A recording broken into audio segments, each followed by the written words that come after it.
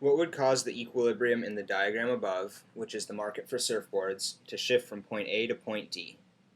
Would it be A, an increase in the price of boogie boards, which is a supplement, and an increase in the cost of inputs used to make surfboards? So we're just going to go through A right now, and then if A isn't it, we'll go down to B and on and on and on.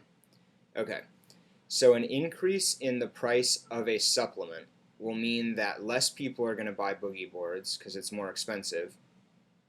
So there will be well, not necessarily, but it will lead to an increase in demand for surfboards. Because if you're thinking about buying a boogie board or a surfboard and boogie boards are more expensive, then you'll go ahead and buy a surfboard. So demand will go ahead and shift from D to D prime. So it would go like this for A.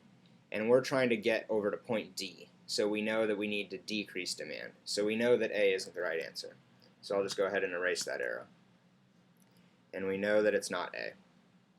Then would it be B? An increase in the price of wetsuits, which are a complement, and an increase in the cost of inputs used to make surfboards. Well, an increase in the price of a complement will cause demand to decrease, because basically the way you look at it is that you have to have a wetsuit and a surfboard, and so if wetsuits are more expensive, then you have less money to spend on surfboards, so demand will decrease. So that will get us over to here, which is the right direction for demand. And then we also have an increase in the cost of inputs used to make surfboards. So if it's now more expensive to buy all the inputs you need to make a surfboard, then that will also decrease supply. So we will have supply decrease from S to S2. And so those two effects together will take us from A, we'll drop down to F as demand decreases, and then we'll drop backwards to D as supply decreases. And that's exactly what we wanted. So our answer is B.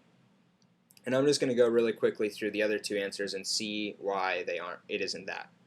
So in C, we have an increase in the price of wetsuits, which is a complement, which will do the exact same thing. And then we have a decrease in the cost of inputs.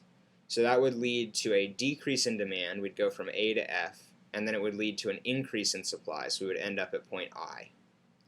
And then D is a decrease in the price of wetsuits. So that will lead to an increase in demand for surfboards, and a decrease in the cost of inputs used to make surfboards. So that would get us to point G, where we will have an increase in demand and an increase in supply. And so that's not our answer either. So with that, if you guys need some more examples and you still feel like you don't quite have all the supply and demand stuff down, feel free to just shoot me an email and let me know.